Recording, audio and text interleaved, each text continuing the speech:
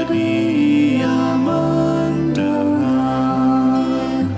Sejak kulihat wajahnya, ku yakin pada firman-Nya dan menyerahkan bimbangku di dalam saat yang teduh.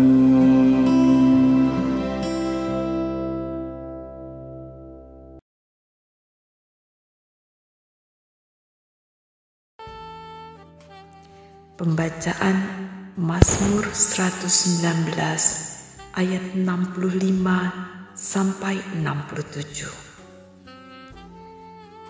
Kebajikan telah kau lakukan kepada hamba-Mu ya Tuhan, sesuai dengan firman-Mu. Ajarkanlah kepadaku kebijaksanaan dan pengetahuan yang baik, sebab aku percaya kepada perintah-perintah-Mu. Sebelum aku tertindas, aku menyimpang. Tapi sekarang, aku berpegang pada janji-Mu. Selamat pagi Bapak Ibu sekalian, selamat berjumpa kembali dalam Doa Pagi Online. Hari ini kita akan bersama-sama mengangkat satu tema, haruskah tunduk kepada pemerintah? Oleh sebab itu, sebelumnya saya ingin mengajak kita sekalian untuk menyatukan diri kita di dalam doa. Saudara, mari kita berdoa. Bapa dalam Tuhan Yesus Kristus, kami sungguh bersyukur bahwa di pagi hari ini, sebagai umat Tuhan kami boleh kembali datang untuk mendengar suara-Mu, datang untuk dipimpin dan dituntun oleh Tuhan. Apa yang seharusnya kami hayati dalam panggilan kami sebagai warga negara Indonesia, dan kami juga berperan serta dalam membangun satu kehidupan pemerintahan yang baik dalam tubuh bangsa kami. Oleh karena itu, biarlah melalui apa yang kami renungkan pada pagi hari ini, semuanya itu menolong kami untuk semakin menghayati panggilan kami sebagai warga negara yang baik. Terima kasih atas segala sesuatunya ya Bapa. Ke dalam tangan-Mu kami berdoa dan mengucap syukur. Amin. Saudara, firman Tuhan pada pagi hari ini terdapat di dalam kitab Roma pasalnya yang ke-13, ayatnya yang pertama sampai ke-7, yang menyatakan demikian saudara. Tiap-tiap orang harus takluk kepada pemerintah yang di atasnya, sebab tidak ada pemerintah yang tidak berasal dari Allah, dan pemerintah-pemerintah yang ada ditetapkan oleh Allah. Sebab itu, barang siapa melawan pemerintah, ia melawan ketetapan Allah, dan siapa yang melakukannya akan mendatangkan hukuman atas dirinya. Sebab jika seorang berbuat baik, ia tidak usah takut kepada pemerintah, hanya jika ia berbuat jahat. Maukah kamu hidup tanpa takut terhadap pemerintah? Perbuatlah apa yang baik, dan kamu akan beroleh pujian daripadanya. Karena pemerintah adalah hamba Allah untuk kebaikanmu. Tetapi jika engkau berbuat jahat, takutlah akan dia, karena tidak percuma pemerintah menyandang pedang. Pemerintah adalah hamba Allah untuk membalaskan murka Allah atas mereka yang berbuat jahat. Sebab itu, perlu kita menaklukkan diri, bukan saja oleh karena kemurkaan Allah, tetapi juga oleh karena suara hati kita. Itulah juga sebabnya maka kamu membayar pajak, karena mereka yang mengurus hal itu adalah pelayan-pelayan Allah.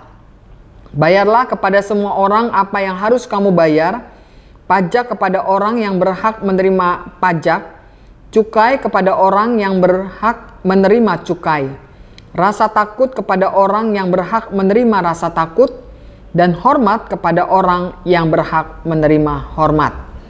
Saudara, sampai demikian jauh pembacaan kita. Tentu yang berbahagia adalah kita yang mendengarkan firman Tuhan serta memeliharanya. Saudara, tema kita pagi ini adalah haruskah tunduk kepada pemerintah? Saudara, sebagai seorang Kristen, sebenarnya bagaimana sih sikap kita kepada pemerintah? Haruskah kita tunduk kepada pemerintah? Kalau tadi kita perhatikan apa yang ada di dalam Roma pasal 13 ayat 1, di sana dikatakan dengan tegas begini, saudara. Tiap-tiap orang harus takluk kepada pemerintah yang di atasnya. Sebab tidak ada pemerintah yang tidak berasal dari Allah. Dan pemerintah-pemerintah yang ada ditetapkan oleh Allah. Statement yang disampaikan Rasul Paulus di kitab Roma ini adalah statement yang mau menegaskan bahwa sebagai seorang Kristen kita harus takluk atau tunduk atau taat kepada pemerintah. Namun saudara, tentu dasarnya adalah karena kita mengatakan ya terang saja. Karena memang pemerintahnya adalah pemerintahan yang bersih, pemerintahan yang jauh dari korupsi, pemerintah yang tegak lurus terhadap keadilan, pemerintah yang mensejahterakan rakyat. Tapi bagaimana kalau pemerintahannya itu malah sebaliknya? Sebuah pemerintahan yang korup, sebuah pemerintahan yang sewenang-wenang terhadap rakyat, tidak menegakkan keadilan, dan juga tidak mensejahterakan rakyat. Nah, apakah kita harus berlaku hal yang sama dengan cara takluk atau taat kepada pemerintah? Nah, saudara, tentu dalam hal ini kita harus mendasarkan pada apa yang dinyatakan Rasul Paulus di dalam pembacaan kita. Paulus memberi satu alasan teologis, saudara, kenapa kita harus takluk atau taat kepada pemerintah. Di dalam Roma 13 ayat kedua dikatakan, sebab tidak ada pemerintah yang tidak berasal dari Allah. Dan pemerintah-pemerintah yang ada ditetapkan oleh Allah. Sebab itu barang siapa melawan pemerintah, ia melawan ketetapan Allah. Dan siapa yang melakukannya akan mendatangkan hukuman atas dirinya. Jadi dengan jelas Rasul Paulus mengatakan bahwa otoritas atau kekuasaan yang dimiliki para pejabat pemerintahan itu jelas hakikatnya adalah berasal dari Allah. Allah lah yang menetapkan pemerintah. Nah, oleh karena itu melawan pemerintah berarti melawan ketetapan Allah. Ini sesuatu pemahaman yang sangat logis sekali, saudara. Nah, apalagi kalau kita melihat juga di dalam perjanjian lama, saudara-saudara. Kita akan melihat di sana bahwa raja itu dipahami sebagai wakil dari Allah. Sedangkan raja sesungguhnya itu bukan sang raja pemerintahan, tetapi raja sesungguhnya itu adalah Allah sendiri. Nah, kepada Daud yang berdosa dengan menyalahgunakan kekuasaannya, Tuhan berbicara dengan perantaraan Nabi Nathan untuk mengingatkan Daud bahwa dia telah menjadi raja karena pemberian Tuhan. Dikatakan di dalam 2 Samuel 12 ayat ke-8, aku telah memberikan kepadamu kaum Israel dan Yehuda. Itu yang dikatakan Nabi Nathan kepada Daud.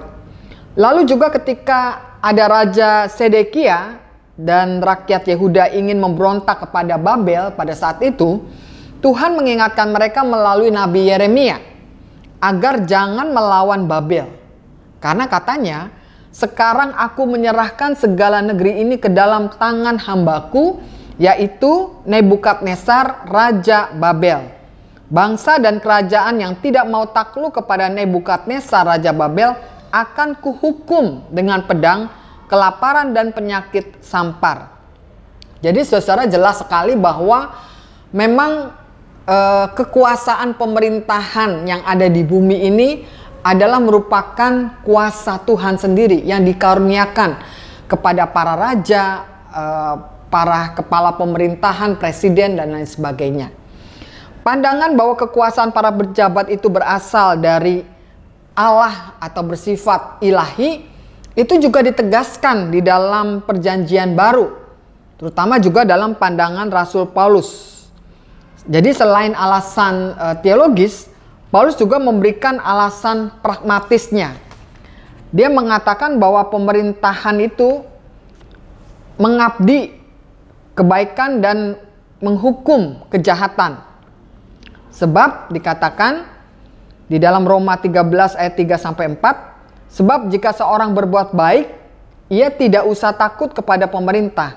hanya jika ia berbuat jahat. Maukah kamu hidup tanpa takut terhadap pemerintah? Perbuatlah apa yang baik dan kamu akan beroleh pujian daripadanya. Karena pemerintah adalah hamba Allah untuk kebaikanmu. Tetapi jika engkau berbuat jahat, takutlah akan dia. Karena tidak percuma pemerintah menyandang pedang. Pemerintah adalah hamba Allah untuk membalaskan murka Allah atas mereka yang berbuat jahat. Jadi di sini kita melihat bahwa Paulus mengingatkan peran pemerintah sebagai yang mengembangkan kebaikan. Maka orang yang berbuat baik sebenarnya di dalam kehidupan ini bermasyarakat itu tidak perlu takut kepada pemerintah. Pemerintah biasanya merumuskan kebaikan-kebaikan yang hendak dibuatnya di dalam sebuah konstitusi yang memuat tujuan negara seperti membangun masyarakat yang adil dan makmur dan lain sebagainya.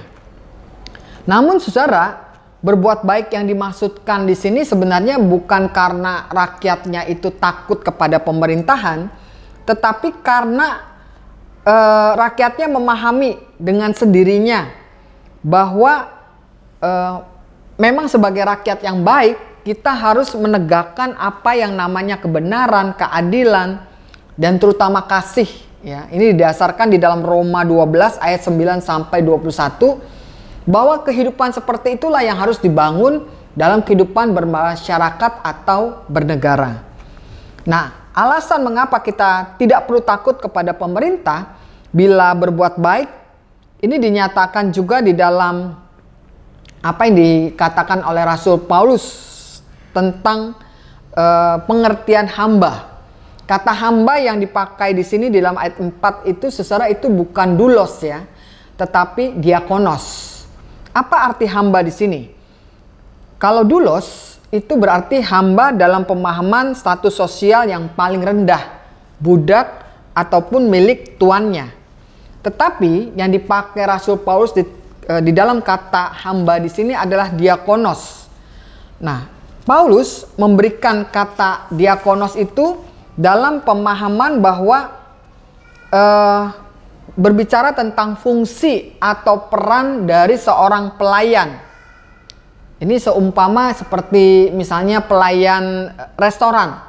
Ya, kalau seorang memahami perannya sebagai seorang pelayan restoran, maka seorang pelayan itu sepenuhnya matanya, pikirannya, dan semuanya itu tertuju pada pelayanan yang terbaik kepada klien yang datang ke restoran itu. Ia tidak peduli dengan kepentingannya sendiri, keinginannya sendiri, tapi bagaimana ia bersikap baik terhadap kliennya itu agar bisa dilayani dengan layanan yang baik ketika mereka makan, minum, dan sebagainya.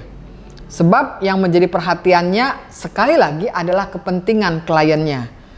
Ia mencari tahu tuh apa yang menjadi kebutuhan para kliennya itu dengan mengusahakan tersedianya semua yang dibutuhkan oleh kliennya itu. Ia sangat peduli dengan kebutuhan kliennya serta bertindak secara nyata untuk kepentingan mereka. Nah, kalau ini dikaitkan dengan pemahaman pemerintahan melayani rakyat dalam pemahaman diakonos tadi, maka sebenarnya pemerintah punya fungsi ya sebagai hamba yang menyediakan dan membagikan segala anugerah Allah itu bagi kebaikan manusia, agar manusia bisa hidup tenang dan tentram. Seperti yang dinyatakan di dalam 1 Timotius 2 ayat kedua. Pemerintah ada memang untuk melayani rakyatnya, agar mereka bisa hidup baik, yakni menikmati keadilan, keselamatan, dan juga keamanan. Dan mengapa jemaat Roma harus takluk kepada pemerintah? Karena pertama-tama yang kita harus sadari bahwa membangun masyarakat yang adil, makmur, dan sejahtera itu adalah sesuatu panggilan pemerintah. Dan oleh karena itu rakyatnya sendiri harus menghormati pemerintahnya, menghargai segala kerja keras, pengorbanan mereka agar rakyat dapat hidup dalam kemakmuran, keadilan, kesejahteraan. Nah, karena itulah kenapa Rasul Paulus mengajarkan agar kita sebagai rakyat itu menempatkan diri sebagai rakyat yang tunduk dan taat kepada pemerintah, agar pemerintah juga bisa memberikan sebuah akses yang positif bagi kehidupan rakyatnya, sehingga mereka juga dapat membangun kehidupan mereka, masa depan mereka bersama keluarga dan juga lingkungannya itu dengan baik. Nah, karena itu disinilah kita belajar bagaimana membangun kehidupan pemerintahan yang baik dan juga kehidupan bermasyarakat yang baik. Tuhan memberkati kita. Amin. Saudara, mari kita bersatu di dalam doa. Tuhan, pada pagi hari ini kami bersyukur untuk firman-Mu yang mengingatkan kepada kami bahwa kami sebagai warga negara yang baik, ketika kami boleh mengalami satu pemerintahan yang dipimpin oleh para pemimpin-pemimpin atau pejabat-pejabat yang hatinya untuk rakyat, yang mereka benar-benar menegakkan keadilan, yang mensejahterakan rakyat. Baiklah, dengan segala ketulusan hati kami sebagai warga negara yang baik, kami juga belajar untuk tunduk di dalamnya. Bahkan kami juga terpanggil untuk membangun kesejahteraan bersama sebagai bagian dari hidup bermasyarakat atau bernegara. Oleh karena itulah, di dalam doa-doa kami senantiasa Tuhan, kami berdoa agar pemerintah kami, baik yang di pusat ataupun juga yang di daerah-daerah, yang diberi wewenang dan tanggung jawab untuk mengayomi rakyat, benar-benar memakai wewenang itu dengan kesungguhan hati mereka, bukan dengan kepentingan-kepentingan mereka ataupun kelompok-kelompok mereka yang justru mereka membangun untuk menindas dan berbuat hal-hal yang tidak benar, baik itu korupsi, kolusi, nepotisme, dan sebagainya. Kami sebagai warga negara yang baik mau terus mendoakan ya Tuhan, supaya mereka yang diberi kepercayaan memimpin kami tidak menyalahgunakan wewenang yang mereka miliki itu untuk hal-hal yang jahat, yang justru bukan menunjukkan kehidupan sebagai wakil Tuhan di bumi ini untuk memimpin dan menjaga kami. Tetapi kami terus berdoa untuk mereka berjalan dengan lurus tegak seturut dengan kehendak Tuhan. Tuhan, kami juga pada saat ini ingin berdoa untuk kehidupan kami dalam keluarga. Tuhan berkati kehidupan kami bersama sebagai pasangan suami istri dalam hubungan orang tua dengan anak. Biarlah kasih selalu menjadi tonggak yang kuat dalam mengikat kami sebagai satu kesatuan keluarga yang hidup dalam kasih dan pengampunan di dalamnya. Kami juga berdoa agar anak-anak kami dalam studinya dapat menjalankan tugas-tugas mereka dengan benar dan memakai waktu dan kesempatan yang ada terus untuk menimba ilmu, sehingga pada saatnya mereka juga dapat menggapai masa depan mereka dengan baik.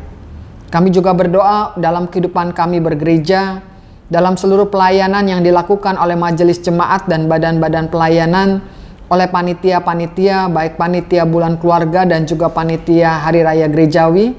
Tuhan berkati semuanya itu, sehingga segala kegiatan-kegiatan bergereja dapat dilaksanakan dan kami boleh melihat juga hasil-hasil yang positif dari pelayanan, persekutuan, dan juga kesaksian yang dilakukan.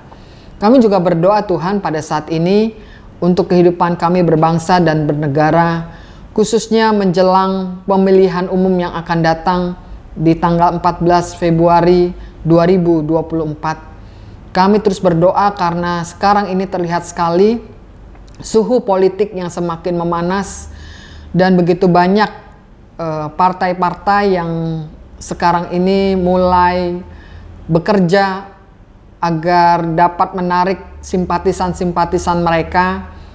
Kami terus berdoa agar partai-partai dan para pemimpin-pemimpin yang di dalamnya tidak hanya mementingkan partai mereka atau kelompok mereka, tetapi apa yang mereka upayakan ini sekali lagi, bagaimana mereka bisa membangun satu negara kesatuan dalam kepelbagaian yang kami miliki sebagai bangsa Indonesia, dan bisa pada waktunya nanti memilih pemimpin-pemimpin yang benar-benar takut akan Tuhan, pemimpin-pemimpin yang benar-benar bisa mengayomi rakyat dengan penuh kesungguhan, pemimpin-pemimpin yang benar-benar tidak hanya mementingkan kepentingan mereka, tetapi lebih daripada itu mereka mau berkorban demi rakyat yang mereka ayomi. Ya Tuhan, karena itu juga kami berdoa untuk saat ini di mana di Indonesia sekarang ini terjadi apa yang namanya polusi yang mengganggu kesehatan masyarakat. Kami berdoa agar pemerintah pusat dan daerah juga boleh bertindak dan melakukan hal-hal positif bagi kondisi cuaca ini, dan juga rakyat juga membackup dengan tunduk dan takluk kepada aturan-aturan bersama untuk kepentingan bersama juga ya Tuhan, sehingga polusi yang terjadi di Indonesia tidak membawa dampak yang negatif bagi kehidupan dan lingkungan yang ada di Indonesia ini. Tuhan, karena itu kami mau serahkan seluruh doa-doa syafaat kami ini hanya di dalam nama Tuhan Yesus Kristus, Tuhan dan Juru Selamat kami yang hidup. Amin.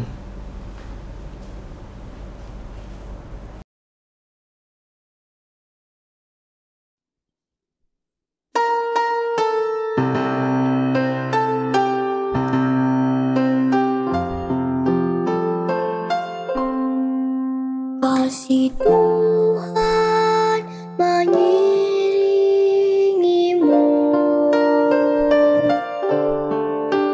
dan sayapnya melindungimu.